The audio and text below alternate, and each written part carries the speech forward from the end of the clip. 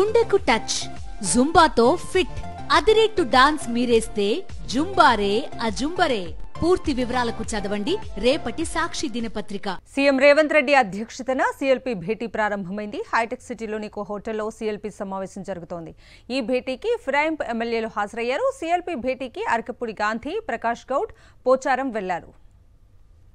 ఇక ఇదే అంశానికి సంబంధించి పూర్తి అప్డేట్స్ అందించడానికి మా ప్రతినిధి రాకేష్ లైవ్ లో సిద్ధంగా ఉన్నారు.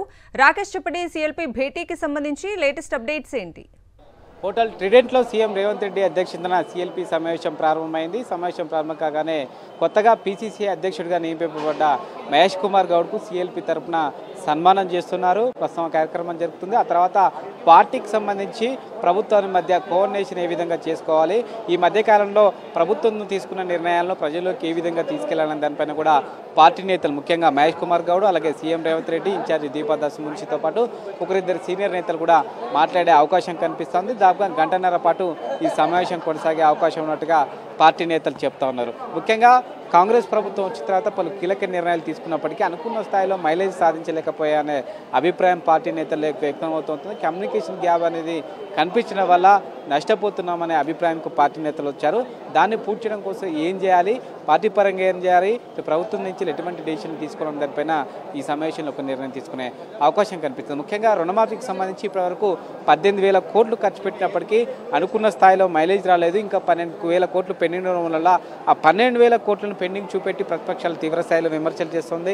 ఎవరైతే రుణమాఫీ కాలేదో రైతులందరూ కూడా ప్రభుత్వం పైన కొంత అసక్తిగా ఉన్నారు. వీరి విషయంలో భరోసా ఎలా కల్పించాలని దానిపైన కూడా ఈ సమావేశంలో పార్టీ నేతలకు, ఎమ్మెల్యేలకు దిశానిర్దేశం చేయబోతున్నారు. ఇక అంతకంటే ముఖ్యమైన విషయం ఏంటంటే బీఆర్ఎస్ నుంచి కాంగ్రెస్లో 10 మంది ఎమ్మెల్యేలు జాయిన్ కావడం జరిగింది. వారి విషయంలో కొద్ది రోజుల నుంచి కూడా కాంగ్రెస్ పార్టీ వాళ్ళు ఇంకా బీఆర్ఎస్లో కొనసాగుతున్నారనే వాదనను తీసుకొచ్చారు. ముఖ్యంగా ఆర్కేపూడి గాంధీకి పిఎస్సి చైర్మన్ పదవి ఇచ్చారు. ఆ సందర్భంగా కూడా గాంధీ కూడా తన బీఆర్ఎస్ ఎమ్మెల్యేని అంటూ కూడా చెప్పుకొచ్చారు. కానీ ప్రస్తుతం కాంగ్రెస్ పార్టీ శాసనసభ పక్ష సమావేశానికి ఆర్కేపూడి గాంధీ, అలాగే పోచారం శ్రీనివాసరెడ్డి, దాన నాగేందర్, అలాగే ప్రకాష్ గౌడ్తో పాటు మిగతా 10 మందికి సంబంధించిన ఎవరెవరు ఉన్నారో మొత్తం 10 మంది ఎమ్మెల్యేలు కూడా అటెండ్ కావడం జరిగింది. దీన్ని ఏ విధంగా సమర్థించుకుంటున్నారనే ఒక చర్చ జరుగుతూ ఉంది. అయితే కొంతమంది పార్టీ నేతలు వాళ్ళు ప్రైవేట్ ప్రోగ్రాం ఉండడం కారణం కూడా ఆ 10 మంది ఎమ్మెల్యేలు వచ్చారని బయటకు చెప్పుకున్నప్పటికీ సీఎల్పీ సమావేశానికి వచ్చారనేది బహిరంగంగా చర్చ జరుగుతూ ఉంది. దీన్ని ఏ విధంగా సమర్థించుకుంటారు, ప్రతిపక్షాలు దీనిపైన విమర్శలు చేసే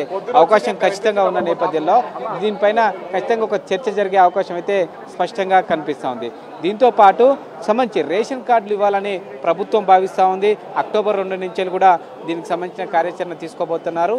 ఈ నేపథ్యంలో ఈ రేషన్ కార్డులకు సంబంధించి కూడా గత 10 ఏళ్లలో ఇవ్వలేదు కాబట్టి దీన్ని ఏ విధంగా ముందుకు తీసుకెళ్లాలి, ప్రజల నుంచి దీన్ని మైలేజ్ ఏ విధంగా పొందాలి, ప్రభుత్వం వచ్చిన తర్వాత కాంగ్రెస్ పార్టీ అనేక సంక్షేమ పథకాలు చేస్తుందనే అభిప్రాయాన్ని తీసుకొస్తున్న నేపథ్యంలో ఆర్టీసీలో మహిళలకు ఉచిత సదుపాయం అయితే, దీంతో పాటు సంబంధించి గ్యాస్కి సంబంధించి 500 సబ్సిడీ అయితేంది, ఇలాంటి 6 గ్యారంటీలకు సంబంధించిన పథకాలు అమలు చేస్తున్నప్పటికీ వీటిపైన విస్తృతమైన ప్రచారం చేసుకోలేకపోతున్నామనే ఒక అసంతృప్తి ఎమ్మెల్యేలో కనిపిస్తూ ఉంది.